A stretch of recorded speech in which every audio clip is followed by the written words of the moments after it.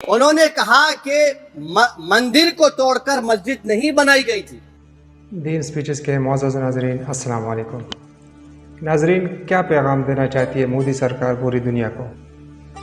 क्या मोदी सरकार एक नज़रिए, एक फ़िक्र की या एक मज़हब की सरकार है, या ये पूरे देश की सरकार है? क्या इस देश का कोई एक मज़हब है?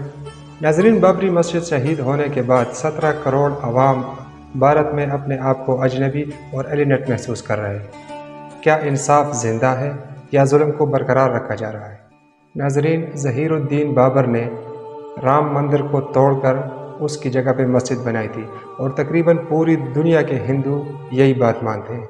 इस पे तो हम आखिर में 2-3 बातें करेंगे, लेकिन पहले जो पार्लियामेंट में असदुद्दीन अवैसी साहब ने जो इसके ऊपर बातचीत की है और जो जवाब दिया है, और सुप्रीम कोर्ट के फैसले के मुताबिक से ही उसने ये बात साबित की है कि वहाँ पे कोई राम मंदिर नहीं था। तो चलिए पहले ये वीडियो देखते हैं, उसके बाद बात करते हैं। जानते हैं और लॉ मिनिस्टर भी उर्दू जानते हैं।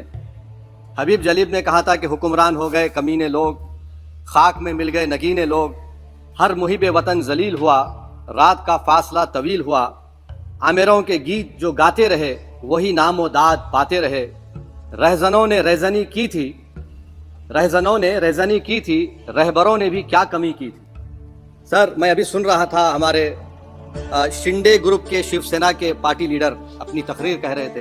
कहा कि 6 दिसंबर में जब बाबरी मस्जिद को शहीद किया जा रहा था तो उस वक्त के वजीर आजम नरसिम्हा राव पूजा कर रहे थे, आप ही ने कहा, और कहा कि वो डिस्टर्ब नहीं करना।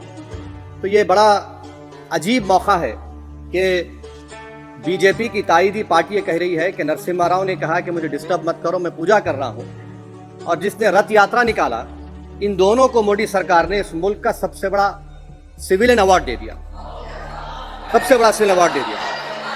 तो ये बताता है कि इंसाफ जिंदा है या जुल्म को बरकरार रखा जा रहा है। तीसरी बात यह है कि सर, इस ऐवान में सियासी पार्टियां आएंगी चले जाएंगी, आप आए मैं आया हम भी चले जाएंगे, मैं जमीन की ग़िज़ा बन जाऊंगा, ये ऐवान तो बाकी रहेगा। मगर सर, मैं ताजुब कर रहा हूं कि लोकसभा मुख्तलिफ आवाजों में कैसे बोल सकता है। लोकसभा तो एक ही आवाज में बोलना चाहिए, और लोकसभा भी भारत के संविधान आइन के बेसिक स्ट्रक्चर का ताबे है। और सर, ये इसलिए कह रहा हूं कि 16 दिसंबर को ये ले कर देता हूं, 16 दिसंबर 1992 को इसी लोकसभा ने एक रेजोल्यूशन पास किया था। आप इजाजत दीजिए तो मैं पढ़ता हूं सर। दिस हाउस, अच्छा, ये गुलाम नबी उस वक्त के मिनिस्टर थे, आज नहीं है, उनका नाम नहीं लेना चाह रहा था।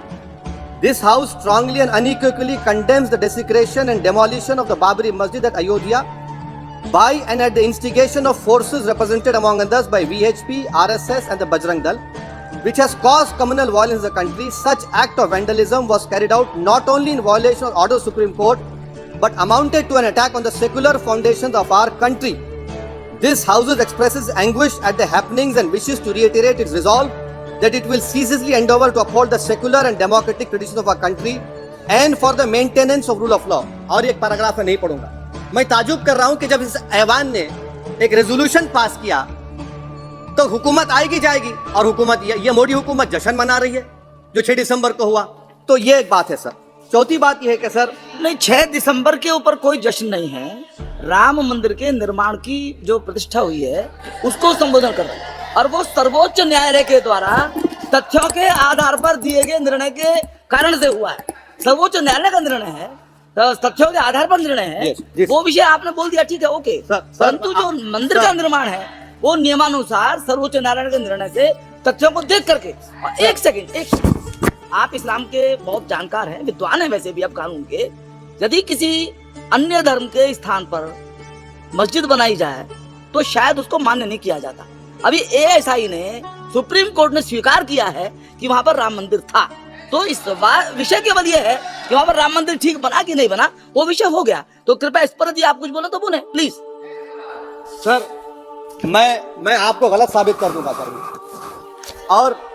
और मैंने रुक तो जाइए बड़ी इज्जत के साथ सर, मैं आपकी बड़ी इज्जत करता हूं सर। आपको मैं कोट कर रहा हूं सुप्रीम कोर्ट का जजमेंट पैराग्राफ 1222 रोमन 17, उसमें लिखा गया है the destruction of the mosque took place in breach of the order status quo and the assurance given to this court the destruction of the mosque and obliteration of Islamic structure was an egregious violation of the rule of law. Egregious का मतलब जो छोटी मोटी अंग्रेजी में आती है वो क्रिमिनल एक्ट कहा।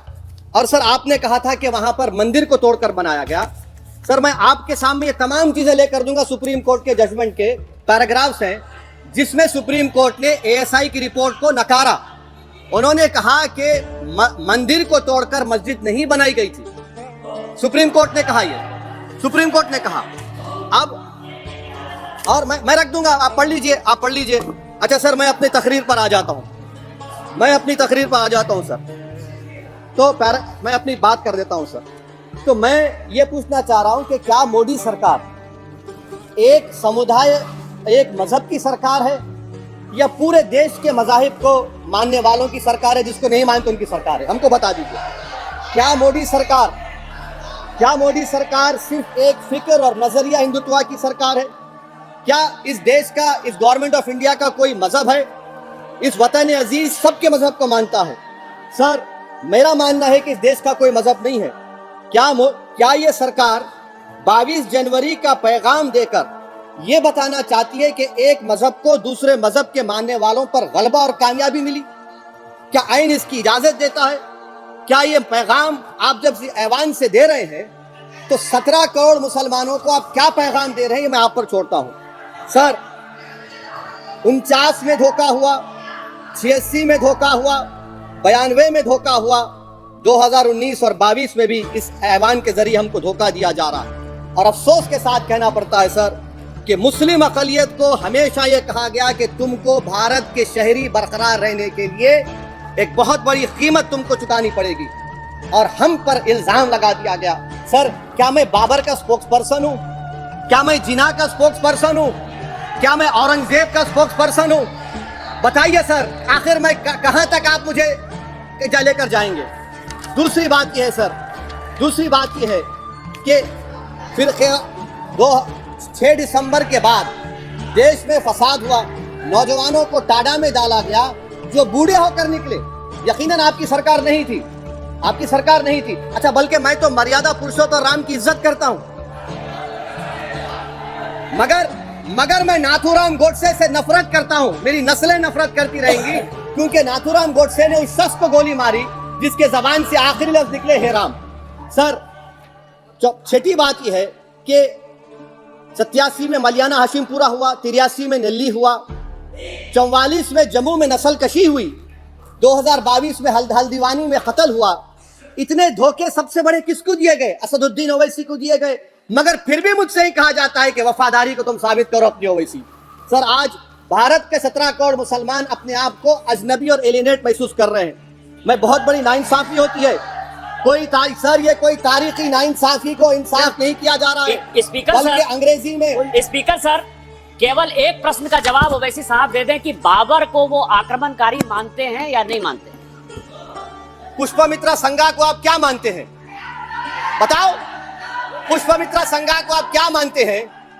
जम्मू के वो कश्मीर के वो राजा को क्या मानते हैं जिसके पास एक फौज थी मंदिरों को तोड़ने के लिए? आप क्या मानते हैं? यही तो मैं कह रहा हूं कि निशिकांत दुबे 47 में आजादी मिली, असदुद्दीन ओवैसी से बाबर की बात पूछ रहे हैं। तुम गांधी की बात पूछते, तुम बोस की बात पूछते, तुम जलियांवाला बाग की बात पूछते, तुम काला पानी में जो मुसलमान शहीद हो गए उनकी बात पूछते, मगर बाबर की बात पूछी जाती है। तो सर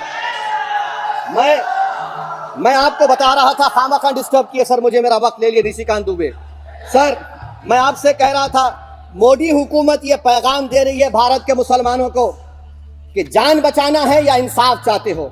मैं कह रहा हूं मैं भीख नहीं मांगूंगा, मैं इस नंगी तासुब को कबूल नहीं करूंगा, मैं दूसरे दर्जे के शहरी के मौक़िफ़ को कबूल नहीं करूंगा, मैं अपनी शनाख्त को नहीं मिटने दूंगा। अब मैं झूठी और दिल फरेब बातों पर हरगिज भरोसा नहीं करूंगा। मैं वो काम नहीं करूंगा जो बीजेपी और नाम निहाद सेकुलर पार्टियां चाहती हैं। मैं वो काम करूंगा जो आपको पसंद नहीं है, संविधान के दायरे में रहकर।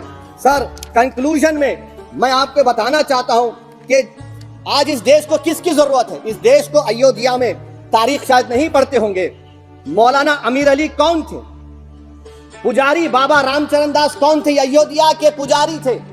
दोनों ने मिलकर अंग्रेजों के खिलाफ जंग लड़ी थी और दोनों ने, अंग्रेजों ने इनको गिरफ्तार किया और एक पेड़ पर मौलाना अमीर अली को और पुजारी रामचरण दास को फांसी दे दी गई। देश को इनकी जरूरत है।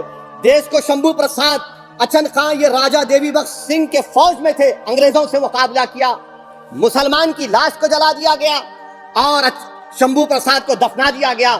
इस देश को यह जरूरत है, देश को बाबा मोदी की जरूरत नहीं है। आज भारत को अयोध्या के मौलाना अमीर अली और रामचरण दास, अचन खान, शंभू खान की जरूरत है। सर, मैं अभी सुन रहा था ये नाम निहाद सेकुलर पार्टियों के बयानात को।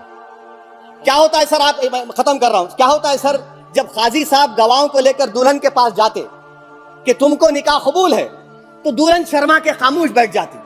तो इनकी खामोशी रजामंदी की अलामत है। जी जी। तो सर, मैं खत्म करने से पहले ये बताना चाह रहा हूं कि जब वजीर आजम जवाब देंगे तो क्या वो भारत के 140 करोड़ जनता के लिए जवाब देंगे या फिर सिर्फ हिंदुत्व की फिक्र रखने वालों का जवाब, मैं खत्म कर जवाब देंगे। मैं ये देश दुनिया मुसलमान देख रहा है। सर, मैं आपको ये भी बताना चाह रहा हूं, आखिर में कंक्लूड कर रहा हूं सर, 1 मिनट चाहिए, 1 मिनट चाहिए सर। जी नाजरीन, वीडियो आप लोगों ने देख ली, उम्मीद करता हूँ आपको पसंद आई होगी। नाजरीन, भारत में आज मुसलमानों से ज़हीरुद्दीन बाबर के किए दर का हिसाब किताब मांग रहा है कि ज़हीरुद्दीन बाबर ने मंदिर को तोड़कर मस्जिद बनानी थी। अगर ऐसा है तो फिर ख़त्म कर दो 1950 के आइन को, जिसमें आपने इक्वलिटी दी थी हर एक मज़हब को कि वो अपने मज़हब में आज़ाद है। अगर ऐसा है तो फिर 200-300 साल पीछे जाने की क्या ज़रूरत है? फिर चले जाते हम 1000 साल पहले, जब वहाँ पे कोई मुसलमान नहीं थे, जब वहाँ पे कोई मस्जिद नहीं थी। तो फिर क्या आप उन सारे मस्जिदों को तोड़ दोगे? क्या वहाँ पे वो पहले नहीं थे, अभी आबाद हुए? अगर ऐसा है तो आज बर्मा और भारत के मुसलमान मुझे एक ही सफ में खड़े नज़र आते हैं और उससे ये बात मालूम होती है कि आज आज़ादी सिर्फ हिंदुओं ने हासिल की है, मुसलमानों ने नहीं। क्योंकि जो नज़रिया आज से 5-6 साल पहले बर्मा के लोगों का था, आज वही नज़रिया भारत लोगों ने अपनाया हुआ है। नाजरीन, वीडियो आप लोगों ने देख ली, जो बातचीत हुई उस पर आप लोगों ने देख ली है। तो अभी इस पे आप लोग क्या कमेंट दे सकते हो और क्या आप हमें अपने कीमती आरा से जो है ना बता सकते हो कि क्या ये गलत है या सही है? तो लाजमी कमेंट में ज़रूर बताइए।